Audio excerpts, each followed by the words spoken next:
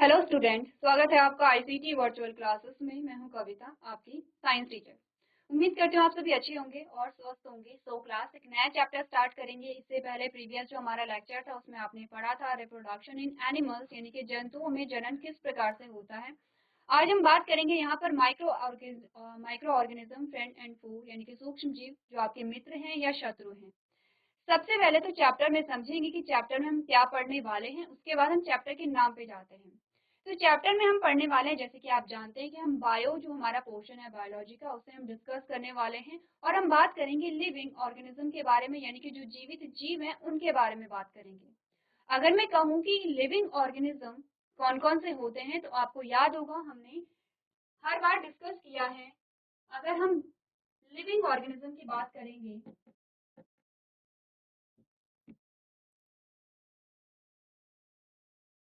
जो living organism होते हैं वो या तो प्लांट्स होते हैं या तो एनिमल्स होते हैं।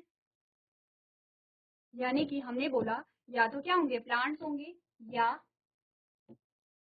एनिमल होते हैं। तो पहले हमने कहा प्लांट्स हैं, दूसरे एनिमल्स हैं, या तीसरे हमारे पास आते हैं माइक्रो ऑर्गेनिज्म, प्लांट्स जिन्हें आप कहते हैं पादप, एनिमल जिन्हें आप कहते हैं जंतु, और जो आपके माइक्रो ऑर्गेनिज्म हैं जिन्हें आप कहते हैं सूक्ष्म जीव। ठीक है, सबसे पहले तो समझिए लिविंग ऑर्गेनिज्म। अब आप क्योंकि क्लास 8 में आ चुके हैं, हमने काफी सारे ऐसे चैप्टर डिस्कस किए हैं जिसमें हमने लिविंग ऑर्गेनिज्म क्या होते हैं, उनके क्या फीचर्स होते हैं, इनके बारे में हमने डिस्कस किया है। तो लिविंग ऑर्गेनिज्म हमारे पास बेसिकली 3 टाइप के हम पढ़ते हैं। तीनों में आपके सारे लिविंग ऑर्गेनिज्म यहाँ पे इंक्लूड हो जाते हैं। आपने यहाँ पर प्लांट्स पढ़े हैं, समझते हैं हम प्लांट्स क्या होते हैं, ठीक है, जिन्हें आप पादप कहते हैं। एनिमल्स से आप समझते हैं जंतु क्या होते हैं। आज हम बात करेंगे यहाँ पर सूक्ष्म जीव या माइक्रो ऑर्गेनिज्म के बारे में। तो सूक्ष्म जीव जैसे कि नाम ही हमें बता रहा है, ऐसे जीव जो कैसे होंगे, सूक्ष्म होंगे। जो कैसे होंगे, सूक्ष्म। तो सूक्ष्म का मतलब होता है छोटे। जो जीव बहुत सूक्ष्म होते हैं, बहुत छोटे होते हैं, ऐसे जीवों के बारे में हम बात करेंगे। तो हमने कहा कितने छोटे होते हैं, ये इतने छोटे होते हैं कि हम अपनी आंखों से इन्हें नहीं देख पाते हैं। अब आप कहेंगे कि जब हम इसे देख ही नहीं पाते तो हमें कैसे पता चलेगा ये कोई जीव है, इनमें जीवन पाया जाता है। आपने अपने लैब में देखा होगा माइक्रोस्कोप, सूक्ष्मदर्शी जिसे हम कहते हैं। और माइक्रोस्कोप में आप क्या कहते हैं, एक स्लाइड बनाते हैं इस प्रकार से। हम क्या करते हैं, आपके पास इस प्रकार से छोटी छोटी स्लाइड्स होती हैं, उसमें आप कुछ चीजें अगर देखेंगे माइक्रोस्कोप में, तो आपको वहां पर जो ऑर्गेनिज्म है वो दिख जाते हैं। तो हमने कहा ऐसे जीव जो कि हमें अपनी आंखों से नहीं दिखाई देते हैं, उन्हें देखने के लिए हमें सूक्ष्मदर्शी का उपयोग करना पड़ता है, माइक्रोस्कोप का प्रयोग करना पड़ता है। ऐसे जीवों को हम सूक्ष्म जीव कहते हैं। सिंपल सा इंट्रोडक्शन है कि हम पढ़ने वाले हैं कुछ ऐसे जीवों के बारे में जो हमें दिखाई नहीं देते हैं। अब अगर आप इमेज में देख रहे होंगे, कुछ आपके पास जो इमेजेस आई हैं, ये सारी जो फोटोज आपके पास आई हैं वो आप अपनी आंखों से नहीं देखेंगे। ये सारी इमेजेस आपके पास माइक्रोस्कोप से आई हैं, यानी कि सूक्ष्मदर्शी के द्वारा ली गई हैं। ठीक है, इन जीवों के बारे में बात करेंगे। हमने कहा कि अभी तक हम प्लांट्स को देख पाते थे, हम एनिमल्स को देख पाते थे, लेकिन ये जो जीव हैं ये किस प्रकार से अपना जीवन यापन करते होंगे, कितने प्रकार के ये होते हैं। और मेन जो आपका चैप्टर आता है वो इस बेस पे आता है कि ये जो सूक्ष्म जीव होते हैं ये हमारे मित्र होते हैं या हमारे शत्रु होते हैं। अगर अभी भी आपको माइक्रो ऑर्गेनिज्म के बारे में थोड़ा सा आइडिया नहीं लगा है, तो मैं एक नाम यहाँ पर लिखती हूँ और आप अच्छे से समझ पाएंगे कि हम किसके बारे में बात कर रहे हैं। मैंने कहा बैक्टीरिया, जिसे आप कहते हैं जीवाणु। बैक्टीरिया नाम से कुछ आपको अब आइडिया लगा होगा। बैक्टीरिया का नाम आप कई जगह सुनते हैं। हमने कहा कि कुछ संक्रामक बीमारियां होती हैं, तभी आप सूक्ष्म जीव या फिर आप जीवाणु का नाम भी वहां पर देख सकते हैं। ठीक है, तो बैक्टीरिया से अब आप आइडिया लगा सकते हैं कि हम किन जीवों के बारे में बात कर रहे हैं। हमें देखना है कि ये जो जीव होते हैं वो हमारे फ्रेंड हैं, हमारे मित्र हैं, या हमारे फो हैं, यानी कि हमारे शत्रु हैं। अब आपको जब भी हम क्या करते हैं, सूक्ष्म जीव का नाम अगर हम पढ़ते हैं, आपने पिछली जो क्लासेस है अगर उनमें आपने देखा होगा या आपने किसी से सुना होगा, तो जब भी सूक्ष्म जीवों का नाम आता है, माइक्रो ऑर्गेनिज्म का नाम आता है, हमारे माइंड में एक ही चीज क्लिक होती है कि इनसे हमें बीमारियां होती हैं। इस चैप्टर में समझेंगे क्या सच में इनसे हमें बीमारियां होती हैं, क्या सच में ये हमारे लिए हार्मफुल होते हैं, या इनके कुछ बेनिफिट्स भी हैं, हमारे लिए कुछ लाभ भी हैं जो कि हम इनसे प्राप्त करते हैं। ठीक है, चैप्टर का इंट्रोडक्शन अगर आपको समझ आया होगा तो हम आगे बढ़ेंगे। चैप्टर में हम पढ़ने वाले हैं कुछ ऐसे जीवों के बारे में जो हमें दिखाई नहीं देते हैं, हमें इनको देखने के लिए सूक्ष्मदर्शी का प्रयोग करना पड़ता है। कितने प्रकार के होते हैं, क्या इनके कार्य होते हैं हमारे जीवन में, इन सभी के बारे में एक करके हम क्या करेंगे, डिस्कस करेंगे। सबसे पहले हम देखते हैं हमारा जो चैप्टर है वो हमने क्या किया है, अलग अलग पार्ट में डिवाइड किया है। सबसे पहले कंटेंट देखते हैं हमारे पास कौन कौन से टॉपिक आएंगे, इस चैप्टर में हम क्या क्या पढ़ने वाले हैं। तो आप जानते हैं कि जब भी हम किसी चैप्टर को पढ़ते हैं तो हम यहाँ पर अपने चैप्टर को अलग अलग पार्ट्स में डिवाइड कर लेते हैं, जिससे हमें आइडिया लगे अभी तक कितने टॉपिक हमने कवर किए हैं और इसके बाद हमारे पास कितने टॉपिक रह जाते हैं। सबसे पहले इंट्रोडक्शन यानी कि जो परिचय होगा, परिचय में हम बात करेंगे यहाँ पर कि माइक्रो ऑर्गेनिज्म क्या होते हैं, कहाँ पाए जाते हैं, बेसिक से जो चीजें हमारे पास आती हैं तो बेसिक्स हम पढ़ेंगे वहां पर। दूसरा हम देखेंगे सूक्ष्म जीवों का वर्गीकरण। ठीक है, सूक्ष्म जीवों का वर्गीकरण हम देखेंगे। सूक्ष्म जीव सिर्फ एक नहीं है, जीवाणु नहीं है, जीवाणु के अलावा भी बहुत सारे होते हैं। हम देखेंगे कि क्लासिफिकेशन देखेंगे कि कितने अलग अलग ग्रुप होते हैं सूक्ष्म जीवों के, कितने प्रकार के होते हैं हमारे पास सूक्ष्म जीव। फिर हम बात करेंगे हैबिटाट ऑफ माइक्रो ऑर्गेनिज्म की, जो सूक्ष्म जीव पाए जा रहे हैं उनका हैबिटाट कहाँ है, कहाँ उनका निवास स्थान है, कहाँ पर पाए जाते हैं। जैसे कि आपने देखा होगा, हमने कहा कि जो जंतुओं के बारे में आपने बात की है, तो कुछ जलीय होते हैं जो जल में पाए जाते हैं, जिन्हें हम कहते हैं एक्वेटिक ऑर्गेनिज्म होते हैं।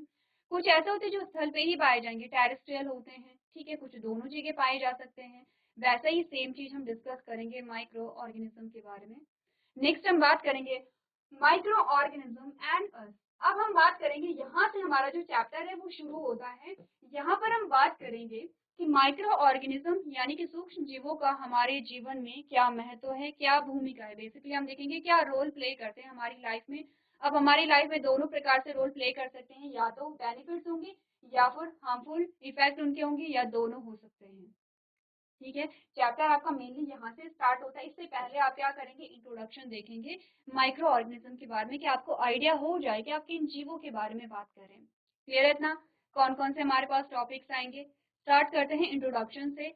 और इंट्रोडक्शन जैसे कि हमने देखा है कि हम कुछ ऐसे जीवों के बारे में बात करने वाले हैं जो बहुत छोटे होते हैं, बहुत सूक्ष्म होते हैं। अब मैं आपसे कहूँ कि ये इतने सूक्ष्म होते हैं तो हमें कैसे पता चलेगा ये कहाँ पाए जा रहे हैं। बहुत छोटे होते हैं, हम अपनी आंखों से तो देख नहीं सकते हैं, तो कैसे पता चलेगा। देखिए, आप कहीं भी हैं, आप अपने घर में हैं, आप बाहर हैं, कहीं मार्केट में हैं, कहीं आप किसी गार्डन में हैं, किसी पार्क में हैं, कहीं भी हैं, आप हमेशा अपने चारों तरफ आप घिरे होते हैं सूक्ष्म जीवों से यानी कि माइक्रो ऑर्गेनिज्म से। ठीक है, अब वो हमारे हमेशा हमारे चारों ओर हैं। जैसे कि अगर मैं यहाँ पर हूँ तो मेरे चारों ओर भी अभी सूक्ष्म जीव हैं, माइक्रो ऑर्गेनिज्म है। आप क्लासेस में बैठे हुए हैं, आपके चारों ओर भी माइक्रो ऑर्गेनिज्म है। ऐसा कोई भी स्थान नहीं है जहाँ पर आपको सूक्ष्म जीव नहीं मिलते हैं। तो हमने कहा क्योंकि हम अपनी आंखों से देख नहीं पा रहे हैं, लेकिन वो हैं, अवेलेबल हैं। अब आपने कहा, आपके माइंड में क्वेश्चन आ सकता है कि अगर माइक्रो ऑर्गेनिज्म फॉर एग्जांपल हमने कहा कि अगर वो हमारे लिए हार्मफुल होंगे, तो ये तो चारों तरफ है, हमारे हमेशा है, हमारे घर के अंदर भी है, घर के बाहर भी है।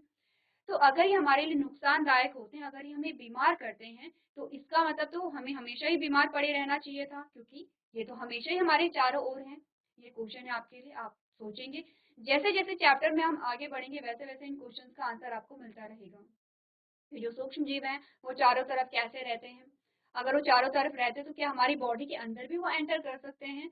अगर हमारी बॉडी के अंदर एंटर कर जाते तो क्या हमें वो बीमार करते हैं। और अभी तक हमने नेगेटिव इम्पैक्ट ही सुने हैं माइक्रो ऑर्गेनिज्म के। तो जो हमारे पास बेनिफिट्स आते हैं, लाभ आते हैं, वो कौन से होते हैं या नहीं होते हैं, ये सारे क्वेश्चन हमारे पास हैं।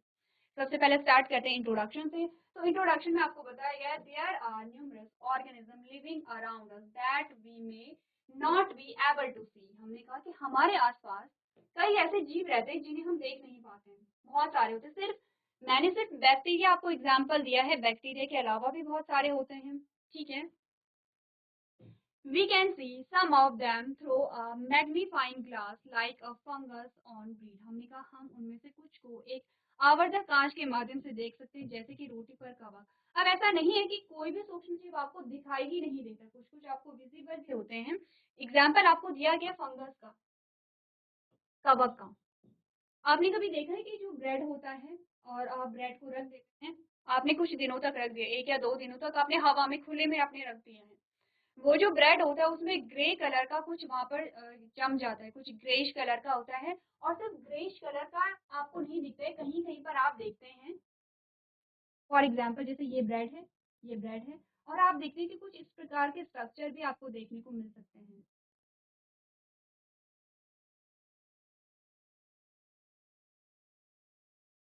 ये क्या है? ये इस प्रकार से किसी भी चीज़ के ऊपर आपको इस प्रकार के स्ट्रक्चर दिखाई दे सकते हैं। ज़रूरी नहीं है सिर्फ़ ब्रेड के ऊपर। आपने कहा आप रोटी रख दीजिए, ठीक है, आप कोई भी खाद्य सामग्री रखिए, खुले में रख दीजिए, नमी वाले स्थान पे और आप देखते हैं कि उसमें कुछ ब्लैक या ग्रेइश कलर का आपको दिखाई देता है और कभी-कभी आपको इस प्रकार से ये डंडीनुमा संरचनाएँ भी दिखाई देती हैं। जैसे प्लांट होते हैं छोटे-छोटे, वैसे ही होते हैं और आप देखते हैं कि ये ऊपर से कैसे होंगे,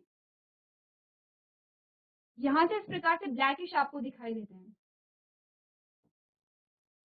क्या होता है ये होता है फंगस, ठीक है? आप क्या कहते हैं कि फफूंद लग गई है या फंगस लग गया है इस पे या खराब हो गया है। एक तो ये चीज़ है। दूसरा आपने कभी देखा है कि आपने सब्ज़ी या दाल को आपने रखा है और आपने खुले में छोड़ दिया। अगर गर्मियों के टाइम की हम बात करें, तो गर्मियों के टाइम पे क्या होता है हम खुले में खाना रख देते हैं। आप 1 दिन या 2 दिन आप देखते हैं उसमें स्मेल आने लगती है। आप दूर से आपको स्मेल आने लगेगी। वो जो उसका कलर होता है, सब्ज़ी या दाल आप कुछ भी ले लीजिए, उसका कलर वो चेंज हो जाता है। आपको दिख जाता है कि ये खराब हो गया है।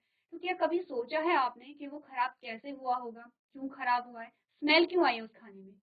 या फिर कभी आपने ये सोचा है कि जो ब्रेड है, ब्रेड पे जो ग्रेइश कलर आपको दिखता है, जो फफूंद हम कहते हैं, वो फफूंद एक्चुअली में है क्या?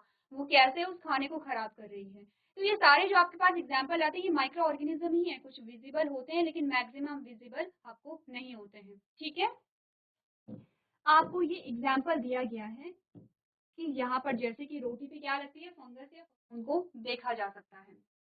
Some others are so small that they can't be seen without microscope। आपने कहा कुछ अन्य इसमें इतने छोटे होते हैं कि बिना सूक्ष्मदर्शी के आप देख ही नहीं सकते, जैसे कि बैक्टीरिया। आपने बैक्टीरिया को ऐसे नहीं देखा होगा कि कभी ऐसा सुना है आपने कि आज मैंने एक बैक्टीरिया को देखा था। ऐसा नहीं होता है। आप जब भी बैक्टीरिया को देखते हैं, आप लैब में देखते हैं, माइक्रोस्कोप में देखते हैं। ठीक है। नेक्स्ट जो लाइन आपको बता रखी है, these organisms that can't be seen by unaided eyes are termed microorganism और microbes।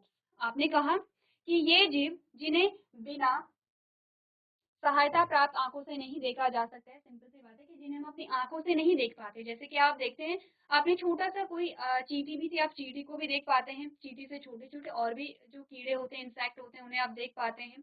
लेकिन ये इतने छोटे होते हैं कि हम आँखों से नहीं देख पा रहे हैं और सूक्ष्मदर्शी के द्वारा जो देखे जाते हैं, उसे सूक्ष्म जीव या माइक्रो ऑर्गेनिज्म या माइक्रोब्स कहते हैं। दोनों वर्ड आप यूज़ कर सकते हैं। तो आपको समझ आए कि सूक्ष्म जीव हम किन्हें कहेंगे। सिंपल सा नाम ही आपको बता रहा है, सूक्ष्म जीव यानी कि छोटे ऑर्गेनिज्म। माइक्रो का मतलब होता है छोटा, बहुत छोटा, ठीक है। ऑर्गेनिज्म आप समझते हैं जीव। तो इतनी बात क्लियर है कि जो माइक्रो ऑर्गेनिज्म है वो क्या होते हैं और कैसे उन्हें देखा जा सकता है। नेक्स्ट जो हेडिंग हमारे पास आती है, micro organism can be broadly classified as.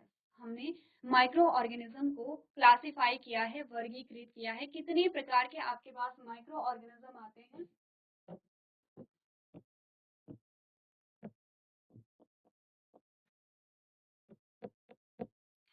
आपको टेबल नहीं दिखाई गई है लेकिन आप टेबल बनाएंगे, ठीक है। आप क्या करेंगे, टेबल बनाएंगे। सबसे पहले सिर्फ माइक्रो ऑर्गेनिज्म का नाम लिख लेंगे। जैसे सबसे पहले हम बैक्टीरिया के बारे में बात कर रहे हैं, आगे भी हमारे पास आएंगे। अब ध्यान से सुनिए, जो माइक्रो ऑर्गेनिज्म होते हैं वो क्या होते हैं, अलग अलग कैटेगरी में हमने डिवाइड किए हैं। अब माइक्रो ऑर्गेनिज्म हमारे, मैं आपको पहले ही बता देती हूँ, माइक्रो ऑर्गेनिज्म हमारे फ्रेंड भी होते हैं और हमारे फो भी होते हैं, यानी कि हमारे लिए लाभदायक भी होंगे और हमारे लिए हानिकारक भी होते हैं। लेकिन ऐसा नहीं होगा कि सेम जो आपका माइक्रोब है वो आपको बेनिफिट भी दे रहा है और उसके हार्मफुल इफेक्ट भी होते हैं। कुछ कैटेगरी होती है, जैसे अगर आप बैक्टीरिया के बारे में बात कर रहे हैं तो बैक्टीरिया का मतलब एक किसी एक माइक्रोब से नहीं है। बैक्टीरिया एक बहुत बड़ा ग्रुप है और बैक्टीरिया के अलग-अलग नाम होते हैं, ठीक है? बैक्टीरिया एक ग्रुप का नाम है, जैसे कि ग्रुप हमने क्या बोला, हमने कहा मनुष्य। मनुष्य एक ग्रुप का नाम है और मनुष्य में बहुत सारे मनुष्य आप देखते हैं। वैसे हमने कहा बैक्टीरिया ग्रुप का नाम है और बैक्टीरिया के अंदर बहुत सारे बैक्टीरिया आते हैं। ठीक है, हर एक बैक्टीरिया के नाम अलग अलग हैं, हर एक बैक्टीरिया के कैरेक्टर अलग अलग हैं, हर एक बैक्टीरिया के जो फीचर्स हैं वो अलग अलग होते हैं। कुछ बैक्टीरिया हमें क्या करेंगे, लाभ भी देते हैं, कुछ हमें हानि भी देते हैं। ठीक है, क्लियर है इतना। बड़े बैक्टीरिया के बारे में सबसे पहला जो हमारे पास ग्रुप आएगा माइक्रो ऑर्गेनिज्म का, वो है बैक्टीरिया, जिसे आप कहते हैं जीवाणु।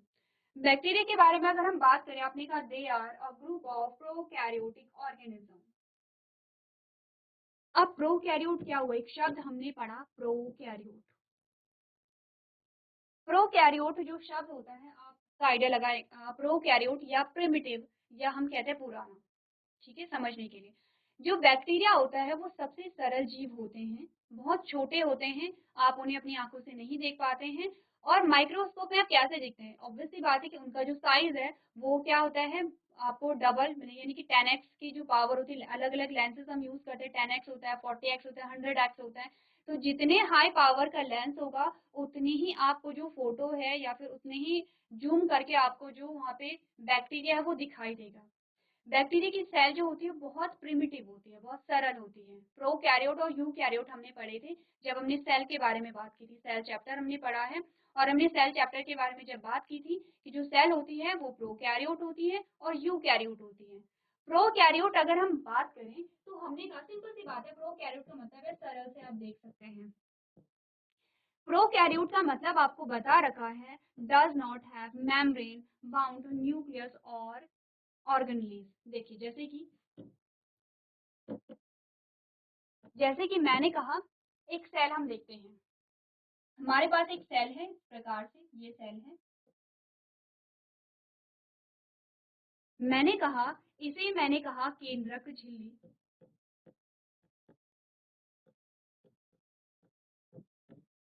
ये केंद्रक झिल्ली है, केंद्रक झिल्ली। और इसके अलावा यहाँ पर क्या था, इस सेल के अंदर एक तरल पदार्थ भरा हुआ था, इस प्रकार से केंद्रक झिल्ली नहीं होगी ये,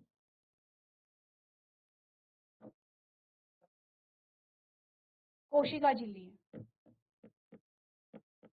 यह है कोशिका झिल्ली। इसके अंदर एक तरल पदार्थ होगा, ठीक है, इसे हम क्या कहते हैं, ये लिक्विड फॉर्म होगी, और इसे हम कहते हैं कोशिका द्रव्य या साइटोप्लाज्म।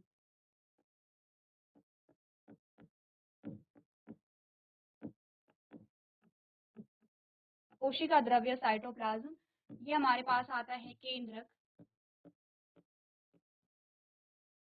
केंद्रक के अंदर क्या होता है, जेनेटिक मटेरियल, आनुवंशिक पदार्थ होता है। ठीक है, सबसे पहले हमारे पास क्या है, प्लाज्मा मेम्ब्रेन, या फिर इसे सेल मेम्ब्रेन भी कहते हैं या कोशिका झिल्ली कहते हैं। कौन सी है, जो रेड कलर की बाउंड्री आपको दिख रही है, इस जैसे ये सेम ऐसा जैसे बलून है, बलून, हमने कहा जो बलून की कवरिंग है उसे हम क्या कह रहे हैं, कोशिका झिल्ली कह रहे हैं।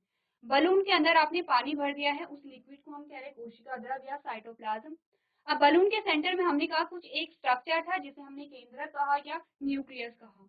आप बलून से क्या कर सकते हैं, रिलेट कर सकते हैं, ये है सेल का स्ट्रक्चर। ये जो केंद्रक है, इस केंद्रक के अंदर अगर इस केंद्रक को थोड़ा सा बड़ा बनाया जाए, इस केंद्रक को अगर थोड़ा बड़ा बनाया जाए, तो मैंने कहा कि केंद्रक या न्यूक्लियस में होता है जेनेटिक मटेरियल। यहाँ पर क्या होगा, जेनेटिक मटेरियल होगा। ठीक है, जेनेटिक मटेरियल क्या होता है, हमने कहा मोस्टली जो जेनेटिक मटेरियल होता है वो डीएनए है, कुछ वायरसेस में आरएनए भी हो सकता है। ये आप और अच्छे से तब समझेंगे जब हम हायर क्लासेस में पढ़ेंगे, डिटेल में समझेंगे चीजों को। ये जो एक सेल का स्ट्रक्चर है, एक और सेल हमारे पास आती है इस प्रकार से। अगर मैं यहाँ पर कहूँ कि जो डीएनए है, ये क्या है डीएनए, और डीएनए का जो स्ट्रक्चर होता है वो कैसे होता है, डबल हेलिक्स स्ट्रक्चर हमने पढ़ा है डीएनए का, इस प्रकार से, ये इस प्रकार से स्ट्रक्चर है। ये हमारे पास आती है बैक्टीरियल सेल,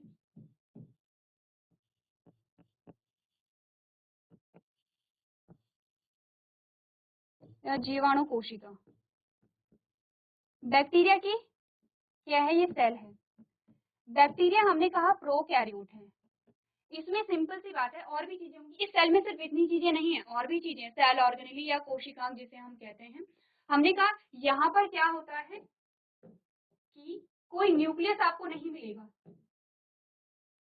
ये क्या है, सर्कुलर डीएनए है। इस डीएनए में और इस डीएनए में आपको डिफरेंस दिखा। हमने कहा ये डीएनए ऐसे ही पड़ा है, जो कि ये डीएनए एक स्ट्रक्चर था, एक मेम्ब्रेन यहाँ पर है और उस मेम्ब्रेन के अंदर यहाँ पर है। यानी कि सिंपल सा डिफरेंस हमने क्या कहा कि एक जो डीएनए है ये इस प्रकार से यहाँ पर पड़ा हुआ है और एक जो डीएनए है ये ऐसे खुले में ऐसे पड़ा हुआ है। ठीक है, ये डीएनए इस प्रकार से है और ये डीएनए इस प्रकार से है। इस डीएनए के बाहर कोई मेम्ब्रेन नहीं है, यानी कि ये किसी भी परत से यहाँ पर घिरा हुआ नहीं है या किसी भी प्रकार की कोई कवरिंग इसमें नहीं है, ये सिंपली ऐसे पड़ा हुआ है। अगर मैं इस डीएनए की बात करूं, अगर मैं इस डीएनए की बात करूं तो ये जो डीएनए है ये एक मेम्ब्रेन से यहाँ पे क्या है, घिरा हुआ है या कवर है, यानी कि मेम्ब्रेन बाउंड है। ठीक है, इस मेम्ब्रेन को हम कहते हैं न्यूक्लियर मेम्ब्रेन। ठीक है, इस मेम्ब्रेन को हम कहेंगे न्यूक्लियर मेम्ब्रेन। तो जिन कोशिकाओं में न्यूक्लियर मेम्ब्रेन के अंदर जेनेटिक मटेरियल होता है उसे हम कहते हैं यूकैरियोटिक सेल।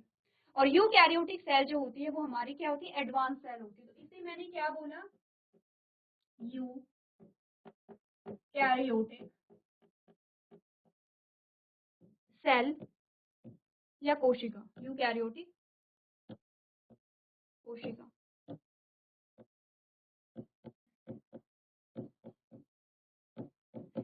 जिस सेल के पास क्या होता है, न्यूक्लियर मेम्ब्रेन नहीं होगी, यानी कि जो जेनेटिक मटेरियल है वो न्यूक्लियर मेम्ब्रेन में नहीं होता है, उस प्रकार की कोशिका को हम कहते हैं प्रोकैरियोटिक सेल।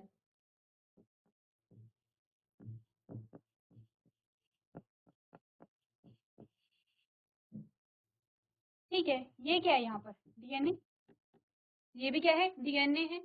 अब ध्यान रखिए, कंफ्यूज नहीं करना है, ये मेम्ब्रेन नहीं है, ये जो आपको यहाँ पर कवरिंग दिखाई दे रही है मेम्ब्रेन नहीं है, ये एक्चुअली में डीएनए है।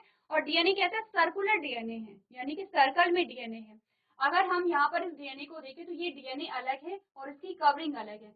तो ये जो सेल होती है इसे हम प्रोकैरियोट सेल कहते हैं। प्रोकैरियोट को आप समझ सकते हैं प्रिमिटिव या पुरानी सेल से, पुरानी का मतलब है वो सिंपल सेल थी, प्रोकैरियोट थी। तो अगर सेल हमारे पास प्रोकैरियोटिक आती है तो इस प्रकार की जो सेल हमें दिखाई देती है वो हमें माइक्रोस्कोपिक जो सेल है वही दिखाई देती है। जो माइक्रोस्कोपिक जो ऑर्गेनिज्म होते हैं, यानी कि वो ऑर्गेनिज्म, वो जीव जिन्हें आप सिर्फ सूक्ष्मदर्शी में ही देख पाते हैं, उनमें पाया जाएगा प्रोकैरियोटिक टाइप की सेल। अगर थोड़ा एडवांस हम देखें, थोड़ा सा जो डेवलप होते हैं जिन्हें आप अपनी आंखों से देख सकते हैं, उनमें पाई जाती है यूकैरियोटिक सेल, जो कि मनुष्य में पाई जाती है, मनुष्य में पाई जाती है, प्लांट्स में पाई जाती है। ठीक है, इस लाइन का मतलब आप समझे, यहाँ पर आपको क्या बता रखा है कि there are a group of prokaryotic organism does not have membrane bound nucleus और organelles that constitute a major part of micro organism. यानी कि बैक्टीरिया क्या है, प्रोकैरियोटिक जीवों का एक समूह है जिसमें झिल्लीबद्ध नाभिक या ऑर्गेनेली नहीं होते हैं, जो सूक्ष्म जीवों का एक बड़ा हिस्सा बनाते हैं। क्लियर है ये लाइन की, क्या हुआ प्रोकैरियोट का मतलब, प्रोकैरियोट और यूकैरियोट में डिफरेंस क्या हुआ। ठीक है, नेक्स्ट हमें बता रखा है they can inhabit soil, water and every other habit found on earth। Simple से एक लाइन में आप समझ लीजिए, अगर आपसे पूछा जाता है कि बताइए माइक्रो ऑर्गेनिज्म का हैबिटेट कहाँ है, उनका निवास स्थान कहाँ है या फिर वो कहाँ पाए जाते हैं, एक लाइन में आपका आंसर होगा कि जो माइक्रो ऑर्गेनिज्म है वो हर जगह पाए जाते हैं, चाहे वो प्लांट हो, ठीक, चाहे वो एक्वेटिक लाइफ की बात की जाए या टेरेस्ट्रियल लाइफ की बात की जाए। यानी कि एक्वेटिक हैबिटेट, टेरेस्ट्रियल हैबिटेट है, या एयर में आप कहिए या प्लांट्स के अंदर कहिए या आपने कहा एनिमल्स के अंदर कहिए, ये ऐसे जगह पर भी जहाँ पर लाइफ एग्जिस्ट करती नहीं है। बहुत एक्सट्रीम जो यहाँ पर क्या होते हैं, इन्वायरमेंट होता है, जैसे कि जहाँ पर बहुत ज़्यादा टेम्परेचर है, इतना ज़्यादा टेम्परेचर कि वहाँ पे लाइफ एग्जिस्ट नहीं करती, वहाँ पे भी आपको माइक्रो ऑर्गेनिज्म मिल जाएंगे। ये आपने कहा कि बहुत इतना जो टेम्परेचर है बहुत कम है, इतना कम है कि वहाँ पर कोई सर्वाइव नहीं कर पाता है, वहाँ पर भी आपको माइक्रो ऑर्गेनिज्म मिल जाएंगे। तो सिंपल सा आंसर है कि माइक्रो ऑर्गेनिज्म आपकी हर जगह पाए जाते हैं। ठीक है, तो आपने बोला कि ये क्या होते हैं, मिट्टी में, पानी में, पृथ्वी पर पाए जाने वाली हर हैबिटेट नहीं होगा, ये आदत नहीं होगा, ये आवास होगा। इसे सही कर लेंगे, ये है आवास। ये हर आवास में क्या होते हैं, रह सकते हैं, यानी कि ये हर जगह पाए जाएंगे। जैसे कि अगर आपने किसी जंतु को देखा होगा, जैसे फिशेस की हम बात करते हैं, हमने कहा जो फिशेस होती हैं वो पानी में ही रहती हैं, ऐसा तो नहीं है कि वो स्थल पे भी आ जाएंगी। जैसे मनुष्य है वो स्थल पे ही रहते हैं, ऐसा नहीं है कि वो पानी के अंदर भी सर्वाइव कर पाएंगे। तो यहाँ पर आपने कहा कि जो बैक्टीरिया होते हैं वो मिट्टी, पानी, पृथ्वी पर पाए जाने वाली हर दूसरे आवास पर रह सकते हैं। They can be a few micrometer in length and can be of various shape like spheres, rod, spiral example। अब यहाँ पर आपको बोला गया है कि इनकी जो शेप होती है, ठीक है, इनका जो स्ट्रक्चर होता है, तो ये अलग अलग हो सकता है। शेप एंड साइज अलग अलग वेरी करता है। हो सकता है कोई सर्कुलर हो, कोई आपको राउंड मिले, हो सकते कोई रॉड शेप हो, इनके अलग अलग हो सकते हैं। अगर आप बैक्टीरिया की शेप देखेंगे, आपने कहा राउंड हो सकते हैं, ठीक है, सिलिंड्रिकल हो सकते हैं, आपने कहा कॉमा शेप हो सकते हैं, या फिर आपने कहा कॉलोनियल हो सकते हैं। तो इनकी जो शेप होती है, इनका जो साइज होता है वो अलग अलग वेरी करता है। ऐसा नहीं है कि एक साइज, एक क्या हुआ स्पेसिफिक आपको स्ट्रक्चर देखने को मिलेगा। जैसे कि अगर हम मनुष्य की बात करें, तो मनुष्य को अगर हम आप देखेंगे, अगर फिजिकल स्ट्रक्चर हम देखते हैं, सबका सेम होता है। सबका जो फेशियल स्ट्रक्चर है वो सेम होता है, यानी कि दो आंखें हैं, एक नोज है, यहाँ पर माउथ होता है, आपके दो ईयर होते हैं, आपने कहा शोल्डर्स होते हैं, हमारे हाथ होते हैं, पैर होते हैं। ये पूरा जो आपने स्ट्रक्चर देखा है हमारा सेम होता है। हमने कहा हमारा जो स्केलेटन सिस्टम होगा, कंकाल तंत्र होता है, वो सबका सेम होता है। इन केस अगर आपको वेरिएशन देखने को मिल रही है, इट मीन्स कि वहां पर जब एम्ब्रियोनिक डेवलपमेंट चल रहा था, भ्रूण का विकास हो रहा था, तो वहां पर किसी न किसी प्रकार से कोई डिस्टर्बेंस आया होगा। वो हम क्या कहते हैं, एबनॉर्मेलिटी से, यानी कि वो क्या है, नॉर्मल नहीं है, एबनॉर्मल होगा। ठीक है, अगर कोई नॉर्मल है तो आप देखते हैं कि जो शारीरिक संरचना है वो एक जैसी होती है। हाइट हो सकता है, हाइट तो आपने कहा कि डिफर होती है, मतलब अलग अलग जो लोग होते हैं उनकी जो हाइट होती है वो अलग अलग होगी, उनका जो वेट होगा वो अलग अलग होगा, स्किन का कलर अलग अलग होगा। ये सब जो है वो एक्सटर्नल फीचर्स है, हम स्ट्रक्चर की बात कर रहे हैं। नंबर ऑफ बोन्स हमें सेम होती है, बोन्स का अरेंजमेंट सेम होता है, स्केलेटल सिस्टम जो हमें एक फ्रेमवर्क प्रोवाइड कराता है वो सब में एक जैसा करवाता है। लेकिन बैक्टीरिया में ऐसा नहीं है। हमने कहा इनका जो शेप, इनकी जो साइज है, इनकी जो लेंथ है वो अलग अलग होती है। ठीक है, चलिए, तो आपने कहा कि आपके पास जो एग्जाम्पल आते हैं वो एस्चेरिशिया कोलाई है। एग्जाम्पल है एस्चेरिशिया कोलाई है, कॉलीफॉर्म बैक्टीरिया है आदि। आपको इसमें से नोट क्या करना है, अब वो देखिए। सबसे पहले तो आपको नोट करना है कि ये क्या है, प्रोकैरियोटिक ऑर्गेनिज्म है। ठीक है, प्रोकैरियोटिक ऑर्गेनिज्म का क्या मतलब होता है, उसकी डेफिनेशन आपको लिखनी है। क्लियर है इतना? दूसरा आपने कहा इनके हैबिटाट के बारे में कि ये कहाँ कहाँ मिल सकते हैं, ये पूरा इनका क्या है, हैबिटाट है। नेक्स्ट आपने कहा कि यहाँ पर इनकी जो लेंथ होती है, इनका जो शेप और साइज होता है वो डिफर करता है। ये शेप और साइज को आप क्या करेंगे, नोट करेंगे, और ये एग्जाम्पल आपके पास। चलिए, तो आपको क्या करना है, एग्जाम्पल अपने नोट कीजिए। ठीक है, क्या क्या एग्जाम्पल है और इनके जो बेसिक से फीचर्स है उन्हें जल्दी से अपनी कॉपी में नोट कीजिए।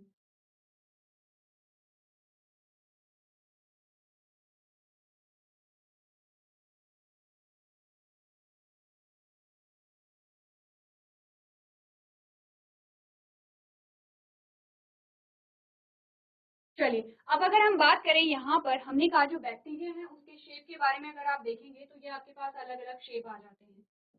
ये है आपके पास बैक्टीरिया के शेप। स्फेरिकल में आपके पास जो एग्जाम्पल है वो कोकाई आता है। आपको क्या करना है, इस प्रकार से डायग्राम बनाने हैं, नीचे आपने कहा ये स्फेरिकल शेप है, ये आपके एग्जाम्पल आते हैं। इसमें एक और शेप आती है जो क्या होती है, कॉमा शेप होती है, जिसे आप विब्रियो कहते हैं। चलिए, ये स्फेरिकल शेप जो आप गोल देख रहे हैं, ये आपने का रॉड शेप है जो इस प्रकार से देख रहे हैं। ठीक है, बेसिलाइस का एग्जांपल है, बेसिलाइस का है कोकाई। आपने क्या स्फेरिकल है, आप स्फेरिकल देख रहे हैं इस प्रकार से, और ये जो आपको क्या है एग्जांपल ध्यान में रखने, तो आपको डायग्राम भी बनाते रहने, जैसे जैसे हम डायग्राम देखेंगे वैसे वैसे आपको सेम क्या करना है, डिफिकल्ट नहीं है, सिंपल से आपको बस ये बताना है कि इनका जो आकार आकृति है वो किस प्रकार की है। चलिए, अब बात करते हैं फंगस के बारे में। तो अभी सबसे पहले हम क्या करें, क्लासिफिकेशन को पढ़ रहे हैं। अभी हमने ये नहीं देखा है कि अगर हम बैक्टीरिया के बारे में बात कर रहे हैं तो बैक्टीरिया में कौन से हमारे लिए जो बैक्टीरिया का रोल हमारी लाइफ में क्या है। हम अभी सिर्फ क्लासिफिकेशन देख रहे हैं। अगर आपने अगर आपने यहाँ पर देखा तो हमने कहा सबसे पहले इंट्रोडक्शन हमारा हो गया, क्लासिफिकेशन हम देख रहे हैं, हमारा जो टॉपिक चल रहा है वो क्लासिफिकेशन है। हैबिटाट आप समझते हैं क्या हैबिटाट है। जब हम बात करेंगे माइक्रो ऑर्गेनिज्म एंड अस, तब हम बात करेंगे कि बैक्टीरिया का हमारी लाइफ में क्या रोल है। सेकेंड हमारे पास आता है फंगस या कवक। अब फंगस को आप बहुत अच्छे से तब समझ सकते हैं जब मैंने कहा कि अगर किसी ब्रेड पे फफूंद लग जाती है, ब्रेड मोल्ड जिसे हम कहते हैं, या फिर मैंने कहा मशरूम, आपको पता होगा मशरूम खाने में यूज करते हैं, तो मशरूम भी क्या है। अब कवक सिर्फ एक किसी एक पर्टिकुलर की हम बात नहीं कर रहे हैं। कवक का मतलब है कि हम पूरे ग्रुप के बारे में बात कर रहे हैं। कवक ऐसे भी होंगे जो माइक्रोस्कोपिक हैं, ठीक है, जो हम अपनी आंखों से नहीं देख पाते हैं। कवक ऐसे भी हैं कि जिन्हें आप देख सकते हैं, जैसे कि ये सारे कवक आपने देखे होंगे, देखे हैं। जब रेनी सीजन होता है तो इस प्रकार की संरचना आप सभी ने देखी होगी, वरना मशरूम आपने खाए होंगे। तो हमने कहा कि ये सारे क्या होते हैं, विजिबल भी होते हैं, कुछ माइक्रोस्कोपिक भी होंगे, जैसे कि ईस्ट। आगे जाके हम ईस्ट के बारे में बात करेंगे और हम कहेंगे ईस्ट क्या होते हैं, बहुत छोटे होते हैं। ईस्ट का यूज हम करते भी रहते हैं, अलग अलग प्रोडक्शन जब यहाँ पे होते हैं, जब अलग अलग उत्पादन होते हैं तो वहां पर ईस्ट का प्रयोग किया जाता है। कवक के बारे में बात कर ले। हमने कहा कवक क्या होते हैं, they are a group of they are a group of eukaryotic organism. ध्यान रखिए, जब बैक्टीरिया की बात की थी तो हमने कहा था बैक्टीरिया है प्रोकैरियोटिक। अब हम फंगस के बारे में बात करें तो हम कह रहे हैं कि यूकैरियोटिक जीवों का समूह है। तो दोनों में डिफरेंस पता चला। अगर बैक्टीरियल सेल में कहूँ तो बैक्टीरियल सेल में न्यूक्लियर मेम्ब्रेन नहीं पाई जा रही थी, जेनेटिक मटेरियल किसी मेम्ब्रेन या किसी झिल्ली के अंदर नहीं था। अगर मैं बात कर रही हूँ कवक के बारे में तो मैंने कहा कवक कैसे हैं, यूकैरियोटिक हैं। यूकैरियोटिक का मतलब होता है कि जेनेटिक मटेरियल एक झिल्ली में या एक मेम्ब्रेन के अंदर पाए जा रहे हैं। क्लियर है ना। अगर कोई कंफ्यूजन है तो आप लोग पूछ सकते हैं। आपने कहा they are a group of eukaryotic organism have a membrane bound nucleus and organelle. क्या है इनमें कि झिल्लीबद्ध नाभिक होगा और अंग होंगे। झिल्लीबद्ध नाभिक का मतलब क्या होता है कि जो नाभिक है वहां पे क्या है, न्यूक्लियर मेम्ब्रेन पाई जा रही है, केंद्रक झिल्ली पाए जा रहे हैं। That are usually heterotrophic in nature. अब हेटेरोट्रॉपिक का मतलब क्या हो गया, हमारे पास एक नया वर्ड आया है, हेटेरोट्रॉपिक इन नेचर, यानी कि विषम पोषी। पोषण के बारे में हमने बात की है।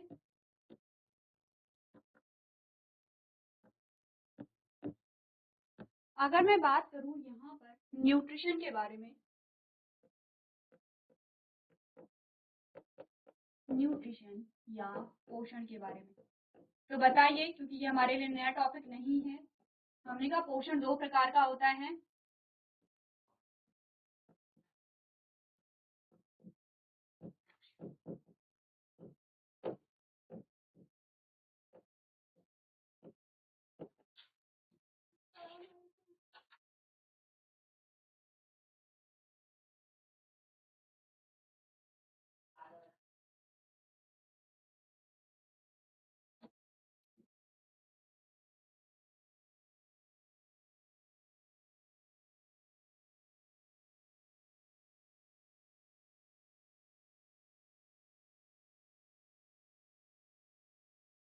चलिए, तो हमने यहाँ पर क्या बोला है, न्यूट्रिशन के दो टाइप होते हैं, ऑटोट्रॉपिक मोड होता है, ऑटोट्रॉप्स होते हैं, या हेटेरोट्रॉपिक मोड होता है।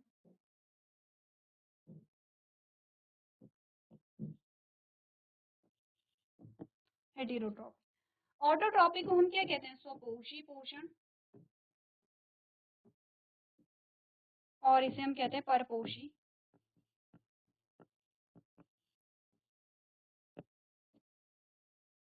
क्या मतलब होता है इनका, क्या डेफिनेशन होती है, बेसिक सी चीजें हैं, ठीक है। बेसिक सी चीजें हैं, जब भी आपने लिविंग ऑर्गेनिज्म के बारे में पढ़ा होगा तो आपने ये चीजें पढ़ी हैं। ऑटोट्रॉपिक और हेटेरोट्रॉपिक में क्या डिफरेंस होता है, सिंपल सा अगर मैं कहूँ कि एक जनरल से डेफिनेशन, हम कहें डेफिनेशन भी नहीं, अगर मैं जनरल सा पॉइंट बताऊं कि ये अपने फूड को क्या करते हैं, खुद ही फॉर्म कर पाते हैं, अपने फूड के फॉर्मेशन के लिए किसी पे डिपेंड नहीं है, ये अपने फूड के लिए किसी दूसरे पे डिपेंड है, खुद ही फॉर्म नहीं कर पाते हैं। लेकिन अगर मैं कहूँ कि बताइए एग्जांपल दीजिए ऑटोट्रॉप, तो आप कहेंगे ऑटोट्रॉप होते हैं ग्रीन प्लांट्स, ठीक है। लेकिन कुछ ऐसे प्लांट्स भी होते हैं ग्रीन प्लांट्स में कि जो अपने जो कहते होते हैं इंसेक्टिवोर्स, आपने प्लांट पढ़े हैं क्लास 7th में जब आप थे, तब आपने न्यूट्रिशन पढ़ा होगा और उसमें आपने इंसेक्टिवोर्स प्लांट के बारे में पढ़ा होगा, यानी कि कीट भक्षी पौधे के बारे में। वो क्या करते हैं, कीटों का भक्षण करते हैं। कैसा है वो, आपने कहा वो जो प्लांट है यहाँ पर, पिचर प्लांट के बारे में हमने बात की है। फीचर प्लांट जो वो ग्रीन प्लांट है उसमें क्लोरोफिल पाया जा रहा है, लेकिन वो कीटों का भक्षण कर रहा है, ऐसा क्यों? क्या उसकी रिक्वायरमेंट थी? कोई रिक्वायरमेंट होगी तभी वो कीटों का भक्षण करेगा। तो ऑटोट्रॉपिक भी जो होते हैं, हमने कहा वो क्या होते हैं, उनकी जो डेफिनेशन होती है वो किस प्रकार से आप देंगे, या हेटेरोट्रॉपिक अगर हम कहें कि जो अपने भोजन का निर्माण स्वयं नहीं कर पाते हैं, अपने भोजन भोजन के लिए किसी दूसरे पे डिपेंड रहते हैं, सिंपल सी बात है। इसकी भी अलग अलग टाइप्स हमारे पास आते हैं, आपने पढ़ा था हेटेरोट्रॉपिक क्या होंगे, एक तो यही आ गया इंसेक्टिवोर्स होते हैं, ठीक है। एक आपने बोला सैप्रोफिटिक होते हैं, एक आपने बोला पैरासिटिक होते हैं, पैरासिटिक में भी दो हमने पढ़े हैं। तो जैसे जैसे आपको जो टॉपिक मिलते जा रहे हैं, जैसे कि न्यूट्रिशन की यहाँ पे बात आई है, आपको न्यूट्रिशन के बारे में सारी चीजें पता होनी चाहिए। ऑटोट्रॉपिक हमने कहा कि वो जो ऑर्गेनिज्म है, अच्छा, ऑटोट्रॉपिक से अगर हम कहें कि क्या सिर्फ प्लांट्स ही ऑटोट्रॉप होते हैं, क्या वही स्वपोषी कहलाते हैं, ये प्लांट्स के अलावा और भी जो यहाँ पर होते हैं वो ऑटोट्रॉपिक होते हैं या नहीं होते हैं? हमने एक स्टेटमेंट पढ़ा था कि क्योंकि हरे पेड़ पौधों में क्लोरोफिल पाया जाता है, इसीलिए ये स्वपोषी होते हैं। तो क्या जिसमें यहाँ पर क्लोरोफिल पाया जाएगा उसी में जो पोषण है वो स्वपोषी पोषण होगा, या किसी दूसरे में भी पोषण जो है वो स्वपोषी पोषण पाया जा सकता है? आपका आंसर है पाया जा सकता है। अगर हम बात करें बैक्टीरिया के बारे में, अगर हम बैक्टीरिया के बारे में बात करें, तो जो बैक्टीरिया होते हैं वो ऑटोट्रॉप भी होते हैं, वो हेटेरोट्रॉप भी होते हैं, यानी कि स्वपोषी भी होंगे और परपोषी भी होंगे। अगर बैक्टीरिया को हम देखें तो स्वपोषी जो होते हैं, तो क्या इन्हें हम क्या कहते हैं, जो स्वपोषी होते हैं दो प्रकार के हमने पढ़े थे, फोटो ऑटोट्रॉप और कीमो ऑटोट्रॉप, दो टाइप हमने पढ़े थे। फोटो ऑटोट्रॉप का मतलब होता है कि जो यहाँ पर सनलाइट की प्रेजेंस में, सूर्य के प्रकाश की उपस्थिति में अपना भोजन बना रहा है। फोटो का मतलब क्या होता है, लाइट, ठीक है। फोटो, ऑटोट्रॉप, फोटो यानी कि लाइट, ऑटो यानी कि स्वयं, और ट्रॉप का मतलब कि जो अपने भोजन का निर्माण सूर्य के प्रकाश की उपस्थिति में कर पा रहा है, वो फोटो ऑटोट्रॉप है। लेकिन एक और शब्द हमने पढ़ा था, हमने कहा था कीमो ऑटोट्रॉप, कीमो ऑटोट्रॉप, क्या मतलब होता है कीमो ऑटोट्रॉप का? कीमो का मतलब होता है केमिकल, केमिकल यानी कि रसायन। ऑटो का मतलब आप समझते हैं और ट्रॉप का मतलब भी आप समझते हैं। यहाँ पर कुछ ऐसे ऑर्गेनिज्म भी थे जिन्हें अपने भोजन के निर्माण के लिए सूर्य के प्रकाश की आवश्यकता नहीं पड़ रही थी, लेकिन एक केमिकल की प्रेजेंस में अपना भोजन बना ले रहे थे। ये अपने भोजन के लिए किसी दूसरे पे निर्भर नहीं थे, केमिकल्स की प्रेजेंस में अपना भोजन बना रहे थे, और इसीलिए हमने इन्हें कहा था कीमो ऑटोट्रॉप, यानी कि केमिकल्स की प्रेजेंस में भोजन बनाने वाले जो कहलाएंगे वो कीमो ऑटोट्रॉप कहलाएंगे, ठीक है। कीमो ऑटोट्रॉप क्या थे? कुछ बैक्टीरिया थे जो कीमो ऑटोट्रॉप थे। तो हम कह सकते हैं कि बैक्टीरिया भी ऑटोट्रॉप होते हैं। ऐसा नहीं कि सारे ही बैक्टीरिया स्वपोषी होंगे, सारे ही बैक्टीरिया जो केमिकल की प्रेजेंस में अपना भोजन बना रहे हैं, लेकिन कुछ होते हैं कि जो क्या कैसे होते हैं, ऑटोट्रॉप होते हैं, कुछ कैसे होंगे, हेटेरोट्रॉप होंगे। अगर प्लांट्स के बारे में बात करूं, स्पेसिफिकली अगर आप प्लांट्स के बारे में बात करते हैं, तो हमने कहा प्लांट्स को हम कहते हैं फोटो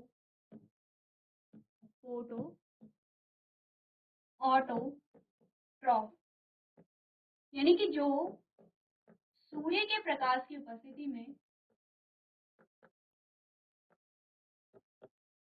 जो सूर्य के प्रकाश की उपस्थिति में अपने भोजन का निर्माण करते हैं, उसे हम कहेंगे फोटो ऑटोट्रॉप, क्योंकि फोटो का मतलब ही होता है यहाँ पर लाइट, लाइट से क्या मतलब है, सनलाइट से मतलब है।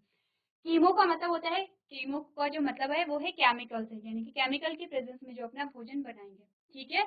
तो आप क्या समझे बैक्टीरिया के बारे में, पोषण से संबंधित, कि बैक्टीरिया में दोनों प्रकार के स्वपोषी भी होते हैं, परपोषी भी होते हैं। स्वपोषी होंगे तो फोटो ऑटोट्रॉप नहीं कहेंगे, आप उसे कीमो ऑटोट्रॉप कहेंगे, और अगर प्लांट्स के बारे में बात हो रही है तो प्लांट्स होंगे फोटो ऑटोट्रॉप। क्लियर है? चलिए, तो अगर हम बात करें फंगस के बारे में, तो फंगस में हमने कहा ये हेटेरोट्रॉप होते हैं, हेटेरोट्रॉपिक मोड ऑफ न्यूट्रिशन इन्हें पाया जा रहा है, यानी कि आमतौर पर प्रकृति में विषम पोषी होते हैं। ये तो हमने समझ लिया विषम पोषी होते हैं, लेकिन मैंने कहा था कि जो यहाँ पर विषम पोषी हैं या जो हेटेरोट्रॉप हैं, वो भी अलग अलग प्रकार के होते हैं। तो ये किस प्रकार के हेटेरोट्रॉप हैं? मैंने कहा ये सैप्रोफिटिक या मृतजीवी कहलाते हैं ये। अब परपोषी क्या होगा? अपने भोजन के लिए किसी दूसरे पे निर्भर है, किसी दूसरे पे डिपेंड है। अगर कोई जो जीव है वो अपने भोजन के लिए किसी लिविंग ऑर्गेनिज्म पे, यानी कि किसी जीवित जीव,